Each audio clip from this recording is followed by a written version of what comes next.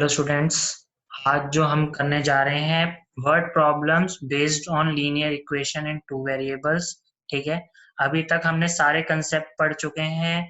कैसे कैसे हमने elimination method, substitution method, cross multiplication method और ग्राफिकल मेथड किया, समझा उसको, क्या हमने उसमें क्या लॉस थे, क्या क्या हम उसमें चीजें देखते थे, वो हमने समझ ली है। ठीक है बेटा। तो उसी को ध्यान में रखते हुए अब हम यहाँ पे जो करने जा रहे हैं word problems based on linear equation. ठीक है बेटा। तो लेट स्टार्ट। मैंने ना आपके लिए जो ये वर्ड प्रॉब्लम्स हैं उनको थोड़ा डिवाइड कर दिया है। ठीक है। तो डिवाइड कर दिया कि कैसे कैसे अलग अलग टाइप्स में है। जैसे बेस्ड ऑन नंबर्स, पहली ही प्रॉब्लम हमने जो करी है वो एक टाइप बना दी है मैंने कि इन टाइप में क्या होगा, नंबर्स पे बेस्ड क्वेश्चंस होंगे। तो स्टार्ट करते हैं।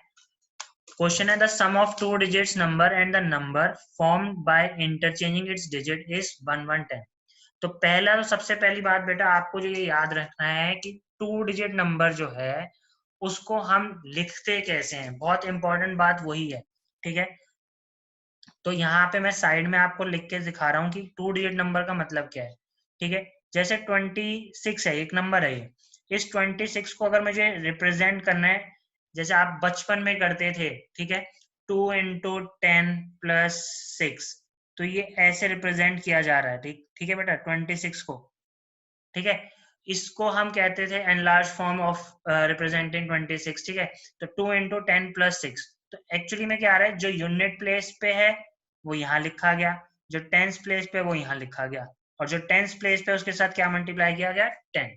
तो हमने यहाँ पे इसी क्वेश्चन में क्या किया, let us assume the original number is 10x + y। ठीक है। Where x is at tens place and y is at unit place बेटा। ठीक है।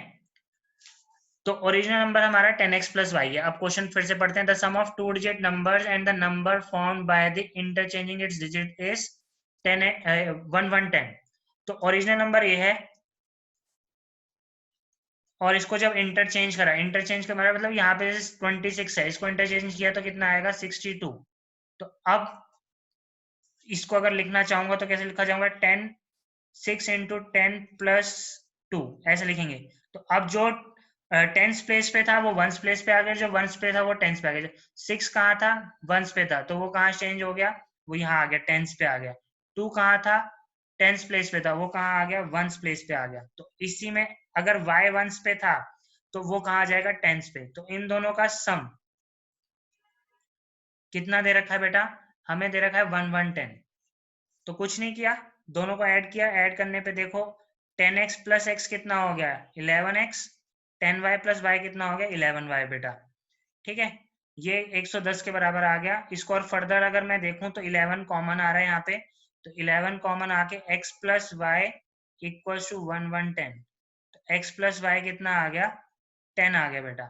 ये आपकी एक इक्वेशन आ गई। अब सेकंड जो हमें बोला गया है, पहले हम क्वेश्चन को दोबारा देखते हैं।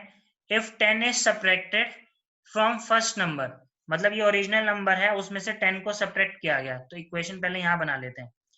10 is subtracted from original number, the new number is 4 more then, जो नया नंबर आएगा वो क्या होगा, 4 ज्यादा होगा। तो 4 more than, 4 plus 5 times, 5 times the sum of its digits in the first number. तो सम ऑफ डिजिट्स मतलब जैसे 62 है तो 62 का सम कितना होगा, 8। 6 + 2 इनका सम, तो यहाँ पे क्या आ जाएगा, x + y इनका सम। इसका 5 टाइम्स +4 है। तो इक्वेशन जो बन के आ रही है, मैं यहाँ लिख देता हूँ अलग पेज पे। 10x + y - 10, 10x + y - 10 equals to 4 more than 5 times a number, sum of a numbers. ठीक है, सम ऑफ डिजिट्स ये भी बोल सकते हैं। तो ये बन गया क्वेश्चन। तो यहां से आया 10x + y - 10 = 4 + 5x + 5y। ठीक है बेटा। अब इसको हमने सबको इधर ले आए, ठीक है, 10 -10 को इधर ले गए तो ये क्या हो जाएगा 14, 5 यहाँ पे आएगा तो ये बेटा क्या हो जाएगा -5x और ये आ जाएगा -4y। मैंने डायरेक्ट लिख दिया है, आपने बस इनको इस साइड ले आना है और माइनस कर देना है, साइन चेंज हो जाएगा अपने आप ऑटोमेटिकली, 5x - 4y = 14 आ जाएगा। अब एक इक्वेशन ये है और एक इक्वेशन ऑलरेडी पहले आ चुकी थी, x + y = 10। तो इक्वेशन 1 और इक्वेशन 2 इसको नाम दे दो, ठीक है। अब कोई भी method, elimination, substitution, cross multiplication, जो भी आपको आता हो वो आपने इसमें लगाना है। मेरा मानना ये है क्योंकि आपको गिवन नहीं होता, पेपर में गिवन है तो आपको वही मेथड अप्लाई करना पड़ेगा, पर गिवन नहीं है तो मेरा मानना है कि जैसे इस क्वेश्चन में एलिमिनेशन देख पता लग रहा है आसानी से हो जाएगा, तो मैंने एलिमिनेशन लगा दिया। चाहे आप 4 से मल्टीप्लाई कर दो, y को एलिमिनेट कर दो, देखो डायरेक्ट इनको ऐड करूंगा कट जाएगा, ये आ गया, तो इन दोनों को ऐड किया, ये कट गया, ये आ गया बेटा 9x = 54। तो यहां से जो x आ गया कितना आ गया 6 आ गया, ठीक है, 54 डिवाइडेड बाय 9 6। तो अब x + y कितना था 10 था ओरिजिनल में, तो y x की वैल्यू 6 डाली तो y की वैल्यू कितनी आ गई 4 आ गई। तो मेरा ओरिजिनल नंबर कितना बन गया, ओरिजिनल नंबर मैंने जो माना था 10x + y माना था, 10x + y, तो 10x + y माना था ओरिजिनल, x की वैल्यू 6 है, y की वैल्यू 4, तो 10 × 6 + 4 = ये कितना आ गया 64। Hence this is the answer for the required question, ठीक है। तो बहुत ध्यान से कब हम कैसे हम इसको 2 डिजिट नंबर को लेते हैं, कैसे रिप्रेजेंट करते हैं, वो इंपॉर्टेंट है इस क्वेश्चन में, ठीक है। ऐसे सच टाइप्स ऑफ क्वेश्चंस जो भी होंगे उसमें आपको कैसे नंबर लेना है वो इम्पोर्टेंट है बेटा। फर्दर चलते हैं और एक टाइप का क्वेश्चन देखते हैं, बेस्ड ऑन एजेस, कि फादर की एज, ठीक है, Ram age is 4 times Sita age, जो भी ऐसा XYZ क्वेश्चन हो सकता है, तो उसी को देखें। The present age of father, तो हमने पहले लेट कर लिया, let the present age of father मान लो y और the present age of son = x, ठीक है। अब पढ़ते हैं question, the present age of the father, तो y ले लिया, किसके बराबर है 3 years more than 3 साल ज्यादा, 3 प्लस किसके 3 times the age of the sun, तो 3 times the age of the sun, ये इक्वेशन आ गई।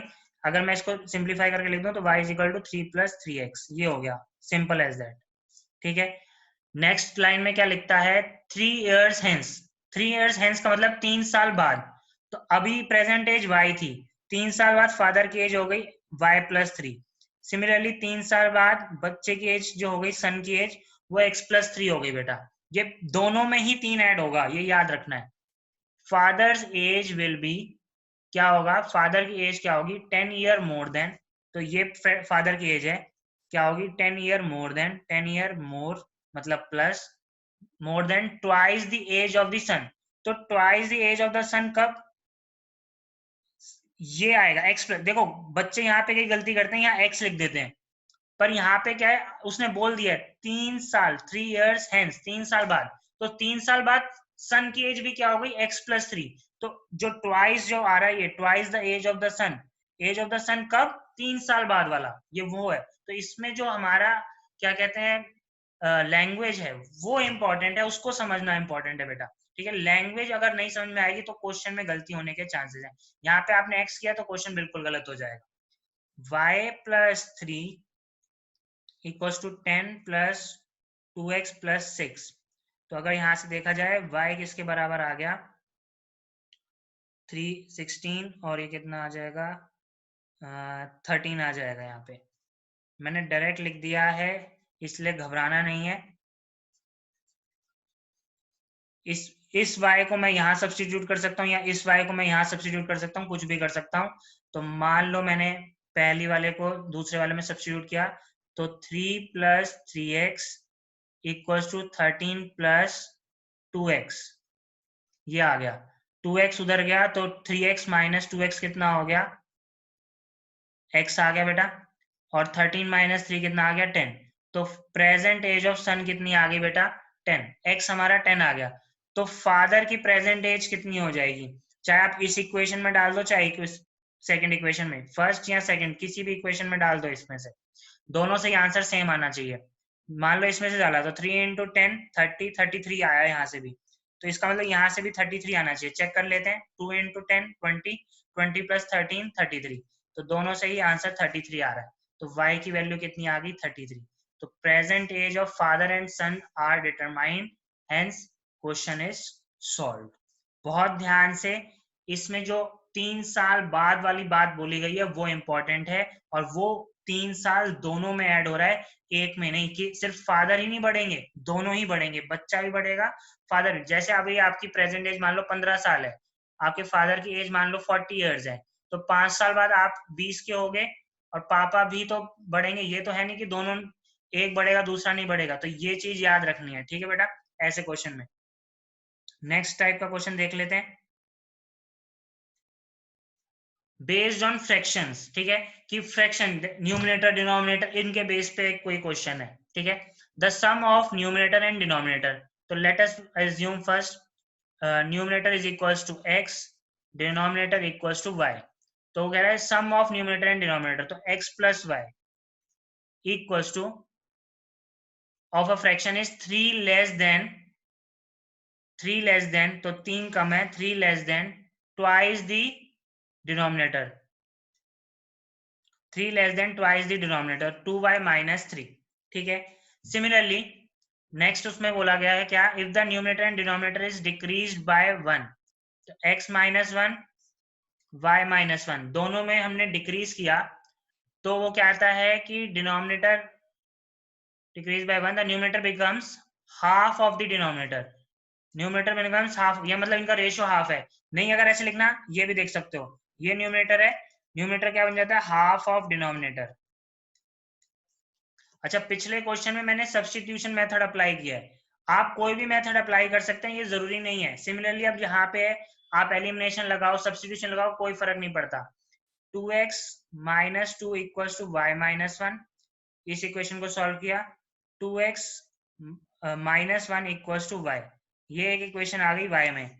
चाहे तो आप इसमें डाल दो या इसको भी सॉल्व कर लो, तो यहाँ से आ रहा है x plus 3 equals to y, ये भी आ गया, ठीक है। अब आपने इस y को इसमें यहाँ सब्स्टिट्यूट कर दिया, चाहे इस x को सब्स्टिट्यूट, ये आपकी मर्जी है, कोई भी एक वैल्यू को सब्स्टिट्यूट कर दो। तो यहाँ से जैसे x प्लस 3 इक्वल्स टू मेरा आ गया, दूसरी इक्वेशन क्या थी 2x माइनस 1, y की, इसमें से y की वैल्यू निकाली और इसमें डाल दी बेटा 2x माइनस 1, तो ये सब्स्टिट्यूशन मेथड हो गया। तो मेरे पास 4 इक्वल्स टू x आ गया, ये x इधर आया तो माइनस का, ये 1 उधर गया तो पॉजिटिव, x की वैल्यू कितनी आ गई बेटा 4, x की वैल्यू 4 आ गई। तो पहली इक्वेशन थी हमारी y equals to x plus 3, तो y की वैल्यू कितनी आ गई 4 प्लस 3, तो y इक्वल्स टू कितना आ गया 7। हेंस हमारे पास जो ओरिजिनल फ्रैक्शन है, हमारा फ्रैक्शन जो बन के आया वो आया 4/7, हमारा ये न्यूमिनेटर था बेटा, ठीक है, और ये क्या था हमारा डिनोमिनेटर, ठीक है। तो 4/7 हमारा आंसर हो गया, यही रिक्वायर्ड रिजल्ट है। बहुत ध्यान से जो जो अभी तक क्वेश्चन करें, एक बार पॉज करके दोबारा से खुद करने की भी कोशिश करो, और अगर नहीं समझ आ रहा है रिवाइंड करके इसको देखो, गलती नहीं होनी चाहिए क्वेश्चन करते वक्त, ठीक है बेटा, इसको ध्यान